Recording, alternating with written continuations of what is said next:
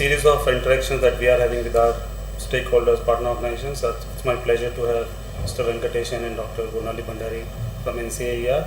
And we'll shortly talk about the project on DBT Readiness Index that two of our organizations are doing together.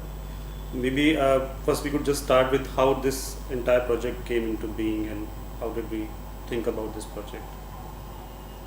The entire project came into being because of our experience on ICT project, where we looked at states, union territories, readiness to realize advantages of use of ICT for the Department of Electronics and Information Technology. This decade experience and also the focus on states and union territories was a catalyst in thinking of similar thing for DBT. If states could compete for readiness in DBT, it could be an interesting, but the DBT has the immense scope more than ICT in sense that you can avoid leakages, you can target the beneficiaries, you can avoid duplication errors. So those benefits are so significant. And ultimately, if the central government, which realizes these benefits, shares a part of it with the state government, then there will be competition. So to that extent, it is different. So we not only look at the readiness index, but also what the implementation efficiency brings in terms of benefits to all the governments, all the stakeholders. I would just like to add one more point here is that it is different in the sense is that you're working at the intersection of three different areas. Technology itself, a rapidly changing technology. Second is the financial sector, and of course the economic benefits, the economics of it all. So that the confluence of that together and try to put a structure or a frame to it to assess that was is something that is significantly challenging, and it is where even though I see e-readiness was also interdisciplinary work, this goes even beyond just the ICT part of it and brings in the financial sector.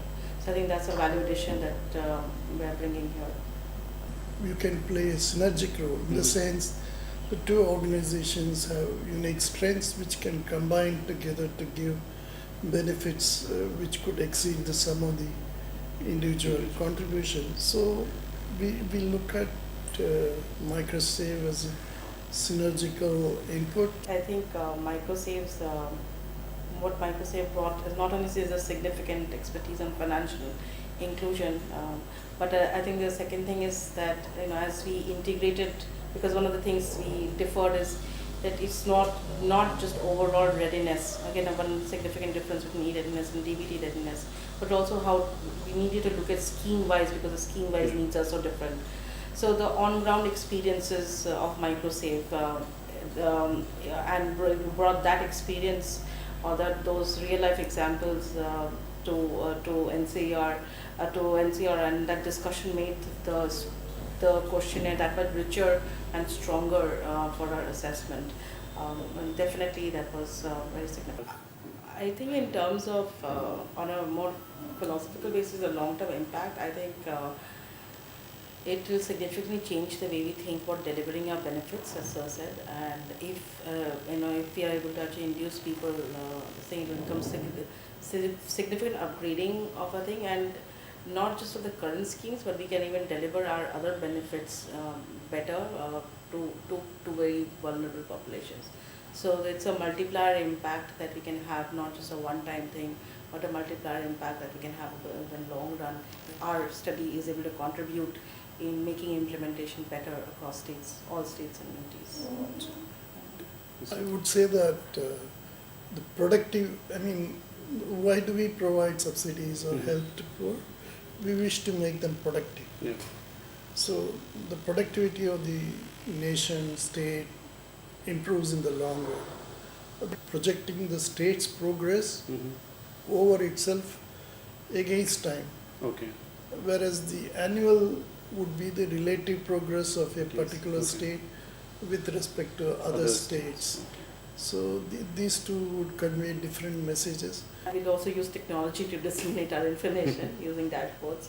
But I think another very key important point would be that after this first study, be very interesting to actually interact with state governments, maybe on a regional basis, after state conferences, regional conferences, discuss with them the findings and understand understand the impact, understand not only disseminate but also understand their challenges that they are facing, bringing it together in a forum and sharing it. The states might learn from each other in this case, create a common good across states, public Maybe good. even just make them understand that how to improve their maybe readiness going forward, maybe what are the factors. So using the study, the annual study as a means, if we have within regional workshops, if states shared their best practices, and which would I think it would immensely be helpful for other states to learn. So this again can both induce competition and in a positive way, encouraging states to adopt each other's best practices. Adapt, not adopt, but adapt.